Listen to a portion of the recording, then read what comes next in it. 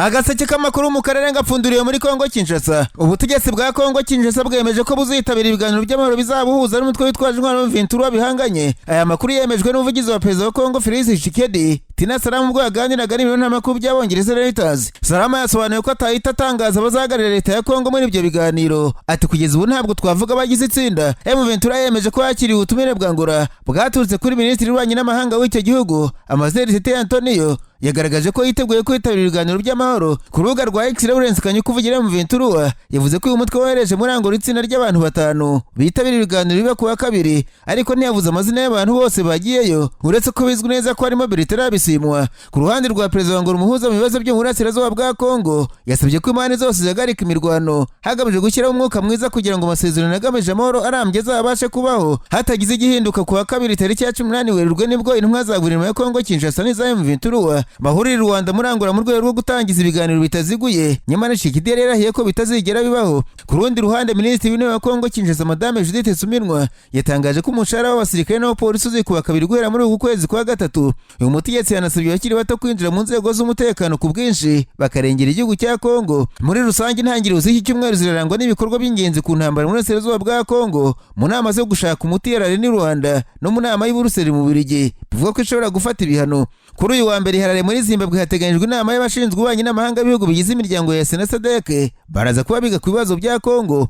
Iyi nama yagombaga kuba mu mpera z'ukwezi kwa kabiri irasubikwa. Uyu munsi iriga ku ngingo zatanzwe n'abakuru ba gisirikare mu bihugu bigize iyo miryango yombi batanze ku ntambwe zaterwa mu gukemura mu makimbirane. Abakuru b'ingabo b'ibihugu biva muri iyo miryango ku cyumweru bateraniye Harare muri Zimbabwe. Inama yabo ya kabiri nyuma y'ibere Nairobi muri Kenya hari mu mpera z'ukwezi gushize. Inama yabo yeje ku cyumweru igamije ahanini kongera gusuzuma ibizigwaho n'inama y'abaminisitiri ba SADC iterana uyu munsi kuwa mbere Harare nk'uko bitangazwa n'ubunyamabanga bwa SADC. Amakuru ava ko abakuru b'ingabo b'ibihugu byo muri iyi miryango yombi bateguye imyanzuro y'ibijyanye n'ibyakorwa ngo habeho guhagarika imirwano n'inzira yo gusohoka mu kibazo. Ingingo yafashwe n'abakuru b'ingabo bongeye kongera gusuzuma ku cyumweru nizo ziteganijwe ko zigwaho n'abashinzwe ububanyi n'amahanga mu nama yabo kuri uyu wa mbere yuko nabo batanga imyanzuro yabo, nyuma ikazemezwa n'abakuru b'ibihugu mbere yo gushyirwa mu bikorwa. Ibirimo kuganirwa Harare birahita byerekeza ku gikorwa cy'ingenzi giteganijwe Rwanda muri Angola kuwa kabiri. Umutwe wa Ventura wemeje ko umukuru wawe w'ishami rya politike Bertrand Bisimwa ari mu batumiwe guhagararira uyu mutwe ugenzura imirwa mikuru intara za Kivu ruguru n'Epfo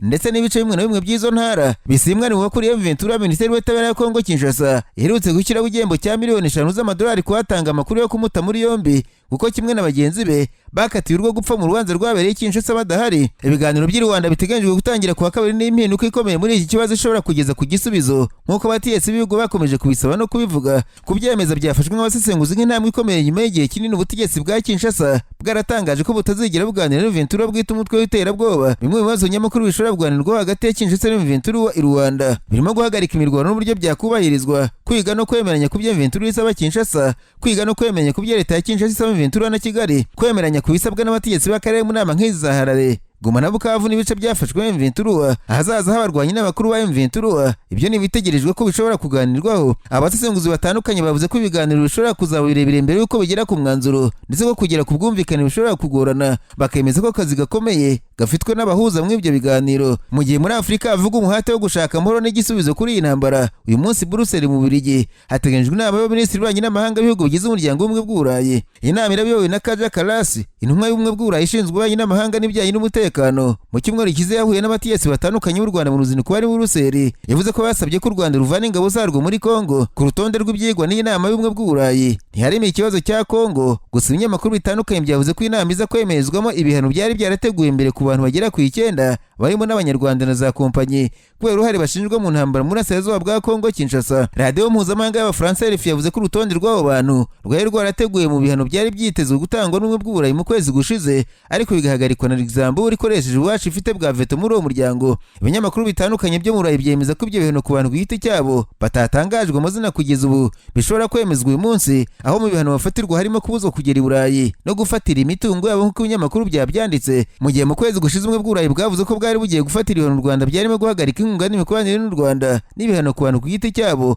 byavuze ko Luxembourg yahagaritse iyo ngingo itanze ingingo y'uko uyu muryango ukwiye guha amahirwe umuhate w'imiryango wa SADC na EAC mu gukemura ikibazo. Abategetsi b'u Rwanda bakomoza ku bihano byafashwe n'ibyari bigiye gufatwa muri iyi minsi bavuze ko ingamba zifatirwa uruhande rumwe zitazageza ku gukemura ikibazo ahubwo zinaniza umuhate w'ubuhuza bwa Afurika mu ijambo ryo ku cyumweru perezida w'u Rwanda Paul Kagame yanenze buri gikorwa ubuyobozi umuhate wo guhamagarira isi yose ngo iteranire ku Rwanda. Nararanganije amaso ibinyamakuru byandikirwa muri Uganda, abanyamakuru bakize amakaramu ku mpapuro barandika banetswe umwuka wongeye gushyuha hagati y'abadepite mu nteko ishinga amategeko ya Uganda n'abakuru b'ingabo kuko igisirikare cya Uganda cyarohejwe gutabara muri Sudani y'Amajyepfo. Inteko ishinga amategeko itabizi ndetse na Sudani y'Epfo yakanye ko nta musirikare n'umwe wa Uganda uri ku butaka bwayo. Ikinyamakuru Daily Monitor cyanditswe umugaba mukuru w'ingabo za Uganda Jean Muhoozi Rugaba yatangaje ubwo amashusho yerekana ko ingabo akuriye zageze Juba. Ibi byarakaje abadepite ba Uganda bavuga ko igisirikare cy'igihugu gikoreshwa nk'akarima ka Perezida Museveni watangiye kwanga bene ako kajagari mu gisirikare cya Uganda. Ni Depite Ssemujju Nganda uvuga ko amategeko agenga igisirikare abuza ko cyoherezwa mu mahanga bitemewe n'inteko ishinga amategeko. Icyabaye ikibazo gikomeye nuko minisitiri w'ingabo wa Uganda yavuze ko ayo makuru yo kohereza ingabo muri Sudani y'Epfo atayaza byumva gutyo gusa. Abadepite bakibaza ko minisitiri w'ingabo ahishwa amakuru arebana n'igisirikare, yaba ushinzwe gutanga amakuru muri minisiteri y'ingabo za Uganda ndetse n'umuvugizi wazo nta n'umwe urangwa avuga ko zaba zarorejwe muri Juba, kuko buri wese avuga ko boss niwe yaravuze. Ubwo yavuze nta gahunda yo kumuvuguruza ihari. Umuvugizi w'agateganyo w'igisirikare cya Uganda asanga kuba minisitiri w'ingabo atabizi wenda hazagira uburyo bimubwiramo akamenya ibijyambere akareka guca igikuba. Iki kibazo cyaje gukomezwa nuko minisitiri w'itumanaho muri Sudani y'Epfo yahakanye ko nta ngabo za Uganda ziri ku butaka bwa kiriya gihugu.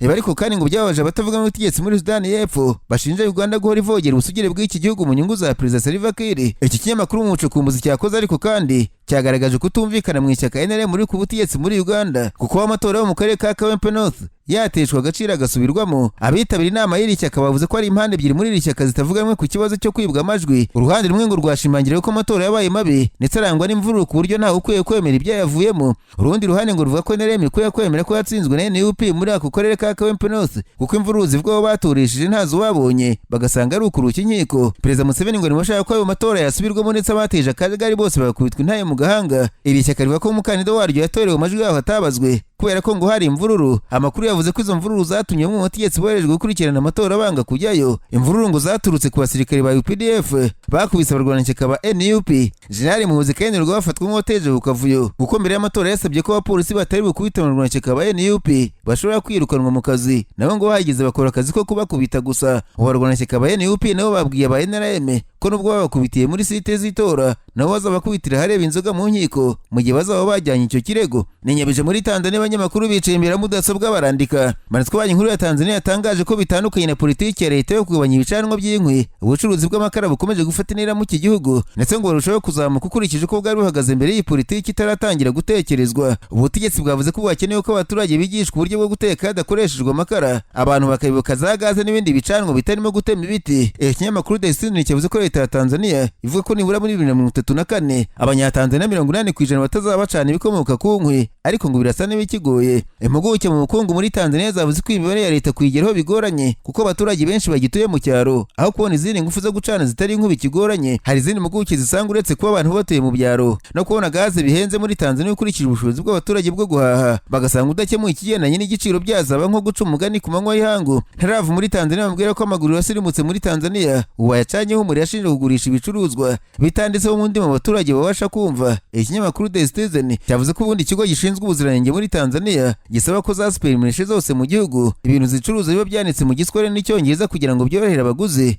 Icyo kinyamakuru kiva ku mijyi yose cyazengurutse ngo cyasanze ayo maguru acuruza ibicuruzwa byanditse mu ndimi zikoreshwa ku mugabane wa Aziya gusa, aho bikomoka bikaba bigoye abaturage ba Tanzania kumenya ngo se aguze iki ngiki cyangwa se aguze iki cyangwa se kitahanye nicyo yashakaga kugura. Umuyobozi w'icyo kigo yavuze ko ibicuruzwa byose bivuye mu mahanga bigomba kuba byanditseho mu rurimi rwemewe muri Tanzania na EAC, ni ukuvuga kwandikwaho mu Cyongereza no mu Giswahili kurusha uko bigomba kuba byanditseho mu Gihinde cyangwa se Ikinyapakistani. Hari abaturage ba Tanzania baganira n'iki kinyamakuru bavuze ko hari ibintu bavuyeho batakigura kuko byandikwa mu ndimi batabasha gusoma. Abadafite amahitamo bagakoresha telefone zigezweho zitanga ubusemuzi, ariko ngo biragoye cyane. Hari abacuruzi muri za supermarché muri Tanzania baganira iki gitangazamakuru bavuze ko nabo nubwo babicuruza batazi neza ngo nibiki, hamwe ngo utabasha kubwira umukiriya igihe ikintu kizarangirira. Hakaba impungenge ko abarya ubutare batemerewe kurya cyangwa se bagura ibintu byarengeje igihe batabizi bikaba byatera ingaruka ku buzima. Minisitiri w'ubucuruzi wa Tanzania yavuze ko itegeko ari itegeko nta gicuruzwa kigomba gucuruzwa ku masoko ya Tanzania kitanditseho mu ndimi abantu babasha kumva. Ahamya ko ababifite iwabo bafatana byaba ari iby'amagendo. Uyu mutegetsi yavuze ko uretse nka nka za resitora zicuruza ibiribwa bitewe n'umuco w'ahantu, abandi bose bakwiye kugaragaza ibyo bacuruza ukagura ikintu ukizi neza ko ari cyo. Abakora ubushabitsi muri za superimarishe muri Tanzania bashinja leta kugira indimi ebyiri kuko abanyamahanga basa n'abatarebwa na bene ayo mabwiriza, bitwaje ko ari ukureshya ishoramari, bagasanga nabo basora kimwe n'abandi nta mpamvu yo gushyira ku ibere bamwe hagacutswa bene gihugu. Agaseke k'amakuru mu karere ngapfunikire muri Kenya. Abanyamakuru bakoze ba muri no barandika